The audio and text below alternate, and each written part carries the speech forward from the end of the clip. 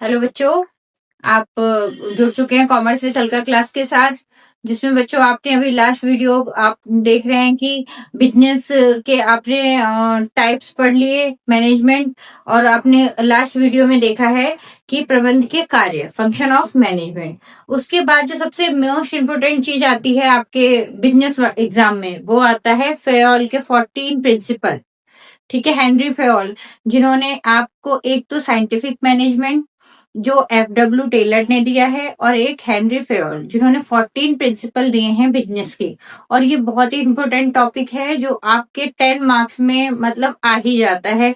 या तो इस लॉन्ग क्वेश्चन एक पूरा आ जाएगा, या उसके अलग अलग, जैसे निर्देश की एकता, आदेश की एकता, वो अलग अलग करके छोटे छोटे क्वेश्चन में, लेकिन 10 मार्क्स आपके ओनली प्रिंसिपल से आ ही जाएंगे।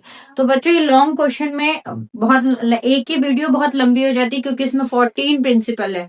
तो मैंने इसको 2 वीडियो में कर दिया है, और इसको आप ध्यान से अच्छे से पढ़िए कि फेयोल के 14 सिद्धांत कौन कौन से हैं। तो चलिए स्टार्ट करते हैं।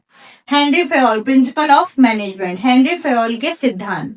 ठीक है, इसमें principle of division of work, पहला है कार्य का विभाजन। इसमें हेनरी फेयोल कहते हैं कि मतलब किसी भी वर्क प्लेस में हर काम को छोटे छोटे क्लास, छोटे छोटे साइज में डिस्ट्रीब्यूट कर देना चाहिए, जिससे कि लोगों की एफिशिएंसी, काम करने की, बढ़ जाएगी। अगर एक ही के ऊपर सारा बर्डन दिया जाएगा तो वो काम सही से नहीं कर पाएगा। इसलिए अकॉर्डिंग टू फेयोल किसी भी काम को बांट दिया जाएगा, जिससे, और जो जिस चीज में स्पेशलाइज्ड है, मतलब अच्छा काम करेगा, उसमें उसको डिस्ट्रीब्यूशन कर दिया जाए, जिससे काम को वो सही ढंग से, सुचारू रूप से कर सके। जैसे कि इस division of work is applicable to all kinds of technical and managerial work. जैसे टेक्निकल वर्क होते हैं, उसको अकॉर्डिंग टू स्पेशलिस्ट, कि आप किसी चीज की आपको बहुत अच्छी नॉलेज है तो आपको ये काम दिया जाएगा। किसी को अकाउंट्स की नॉलेज है, उसको अकाउंट्स का काम दे दिया। किसी को टेक्निकल है तो वो कंप्यूटर का काम संभाल रहा है। कोई सेल्स का बंदा है जिसको वे ऑफ टॉकिंग या मार्केटिंग का काम अच्छा कर सकता है, तो उसको मार्केटिंग का काम दे दिया। तो हेनरी फेयोल ने कहा है कि बिजनेस का, मैनेजमेंट का फर्स्ट जो प्रिंसिपल है वो है कि वर्क का डिवीजन कर दिया जाए, कार्य का विभाजन कर दिया जाए अलग अलग लोगों को अकॉर्डिंग टू साइज, कि बड़े स्तर का काम, छोटे स्तर का काम, और अकॉर्डिंग टू स्पेशलाइज्ड, कि कौन किस काम को सही ढंग से, तरीके से कर सकता है। तो ये आपका first principle of division work complete हो गया। उसके बाद है principle of authority and responsibility. Authority and responsibility में है बच्चों कि जिसको आप किसी काम की रिस्पॉन्सिबिलिटी देंगे, अगर फेयोल का सेकंड प्रिंसिपल है कि अगर आप किसी को अथॉरिटी देते हैं कोई काम करने का, तो उसके साथ रिस्पॉन्सिबिलिटी भी ऐड हो जाती है। अधिकार और उत्तरदायित्व दोनों एक साथ चलते हैं। अगर किसी को रिस्पॉन्सिबिलिटी देते हैं कि आपकी ये जिम्मेदारी है ये काम करने की, तो उसके साथ आपको अथॉरिटी भी देनी होगी। फॉर एग्जाम्पल, एक क्लास में एक स्टूडेंट, बहुत सारे स्टूडेंट है, एक टीचर की अगर रिस्पॉन्सिबिलिटी बनती है कि वो बच्चों को अच्छे से पढ़ाए, तो टीचर की उसके राइट्स भी हैं कि अगर बच्चा ना पढ़े तो उसको पनिश कर सकती है। तो अकॉर्डिंग टू फेयोल, कि मतलब आपका रिस्पॉन्सिबिलिटी एंड राइट्स दोनों एक साथ चलते हैं, अधिकार और उत्तरदायित्व। अगर आपको किसी चीज का अधिकार है तो उसको कंप्लीट करने का आपकी जिम्मेदारी भी बनती है। अगर आपको किसी चीज की जिम्मेदारी दी गई है तो उससे रिलेटेड आपको अधिकार भी प्रदान किए जाएंगे, तभी आप उस काम को सही ढंग से कर पाओगे। तो authority means power to take decision and right to give orders. Responsibility means obligation to complete the job assign on time. Power का मतलब ये है कि आपके अंदर पावर होनी चाहिए कि हाँ, उस काम के लिए आप डिसीजन ले सकते हैं। ठीक है, रिस्पॉन्सिबिलिटी का मतलब है कि ऑन टाइम आप किसी काम को कंप्लीट करके देंगे। तो अगर आपको राइट होगा तभी तो आप रिस्पॉन्सिबिलिटी अच्छे से बियर कर पाएंगे ना। अगर राइट नहीं है तो रिस्पॉन्सिबिलिटी नहीं है, रिस्पॉन्सिबिलिटी नहीं है तो राइट्स नहीं है। ठीक है, तो ये दोनों एक दूसरे को कंप्लीट करते हैं। ठीक, responsibility, according to this principle there should be a balance between the authority and responsibility. Manager require authority to correspond with their responsibility. Excess of authority without matching responsibility, मतलब जरूरत से ज्यादा अधिकार मिलना उत्तरदायित्व को कंप्लीट नहीं करेगा, और जरूरत से ज्यादा जिम्मेदारियां दी गई हैं तो वो अपने काम को सही से नहीं कर पाएगा। तो राइट्स एंड रिस्पॉन्सिबिलिटी मिलती जुलती होनी चाहिए, जिससे कि कोई अपने राइट्स का गलत यूज ना करे, और ओवर रिस्पॉन्सिबिलिटी की वजह से जो काम वो सही ढंग से कर पाएगा एम्प्लॉय, वो भी ना छोड़ दे। ठीक, उसके बाद हमारा नेक्स्ट पॉइंट आता है प्रिंसिपल ऑफ डिसिप्लिन। डिसिप्लिन मतलब अनुशासन। ये हर जगह है, जॉब में, स्कूल लाइफ में, आपकी स्टूडेंट लाइफ में, मैन्युफैक्चरिंग में, कॉमर्शियल में, कहीं पे भी आपका डिसिप्लिन इज मस्ट। अगर डिसिप्लिन नहीं है तो आप कोई भी काम सही से नहीं कर सकते हो। चाहे आपकी स्टूडेंट लाइफ है, आपने सोचा कि ठीक है कल देख लेंगे वीडियो, कल नोट्स बना लेंगे, कोई बात नहीं है, आज हम सो लेते हैं, तो वो डिसिप्लिन में नहीं आएगा, आपको वो काम नहीं हो पाएगा। लेकिन अगर आपने एक रेगुलर सिस्टम बना रखा होगा कि नहीं मुझे ये चीज इस टाइम पे करना है, तो वो आपका सिलेबस भी हो जाएगा, रिवीजन भी हो जाएगा। लेकिन अगर आप डिले करते रहेंगे तो वो आप एंड में आपका रिवीजन नहीं होगा। हाँ, लास्ट के 10 दिन जब बचेंगे तो आप सारी वीडियोस देखेंगे जल्दी जल्दी और अपना सिलेबस कंप्लीट कर लेंगे, लेकिन रिवीजन आपका नहीं हो पाएगा। तो अनुशासन का मतलब है डिसिप्लिन। किसी भी काम को करने के लिए discipline is must. According to Fayol, manufacturing company है, चाहे एचआर डिपार्टमेंट है, चाहे मैनेजमेंट टॉप लेवल के हैं, चाहे मिड लेवल के हैं, उन सब जगह डिसिप्लिन होना कंपलसरी। अगर डिसिप्लिन नहीं है तो कोई भी मैनेजमेंट सही से नहीं चल सकती है और ना वर्कर को सही से चला सकती है। ठीक है, तो आप मतलब सही समय पर सही ढंग से कोई भी काम तरीके से हो जाना ही डिसिप्लिन कहलाता है। ठीक, उसके बाद आता है आपका principle of unity of command, निर्देश की एकता।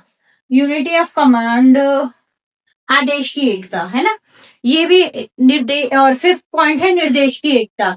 Unity of direction and unity of command, ये दोनों का डिफरेंशिएट भी आता है मोस्टली, और ये दोनों को अलग अलग लेकिन एक साथ समझना है आपको। कैसे समझना है?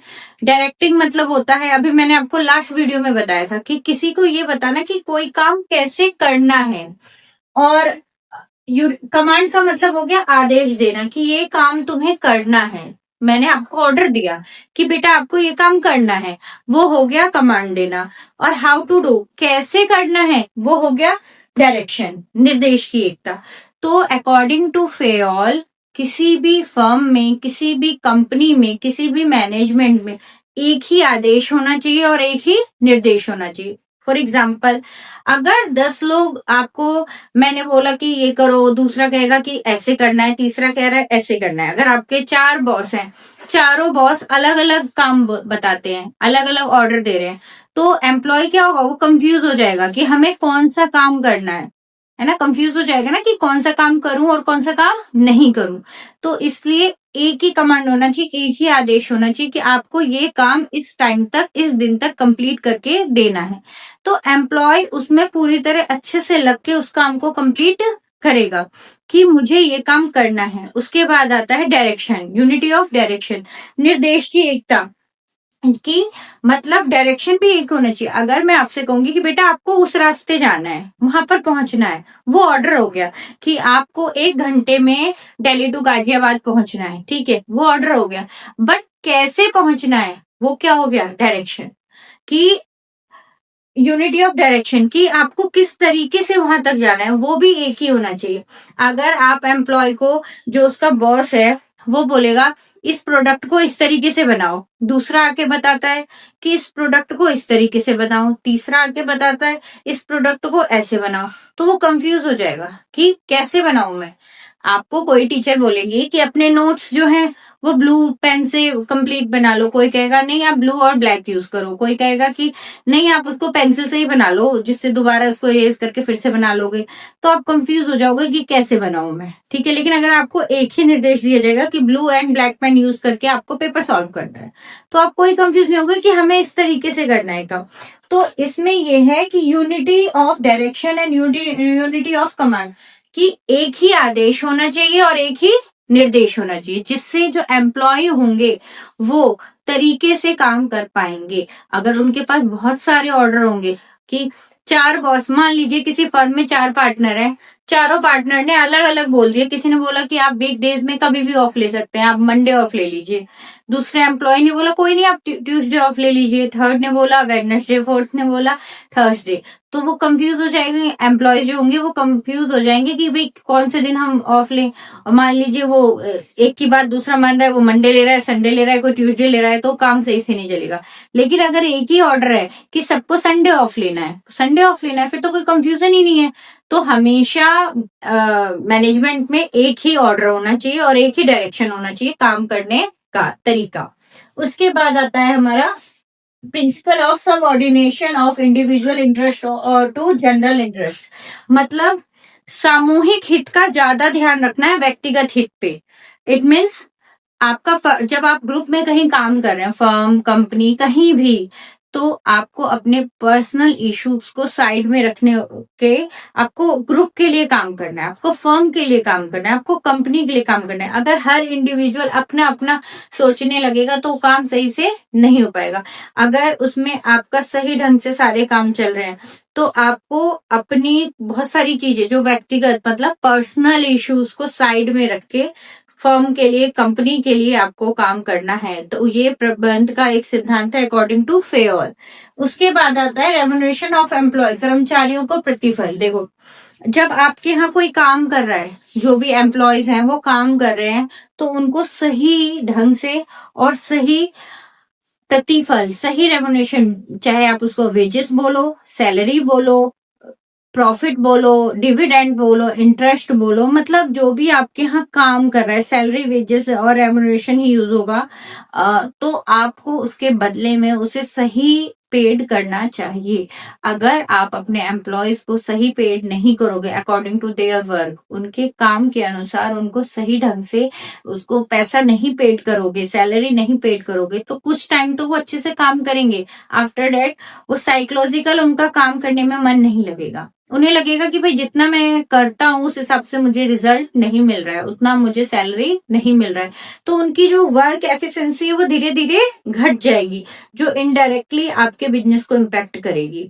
इसलिए अकॉर्डिंग टू फेयर हमेशा एम्प्लॉय को जो भी आप दे रहे हो काम के बदले, चाहे वो डेली वेजेस के हैं तो उनको अच्छी वेजेस देना चाहिए, एक्स्ट्रा काम कर रहे हैं तो बोनस देना चाहिए, अच्छा काम कर रहे हैं तो बोनस देना चाहिए।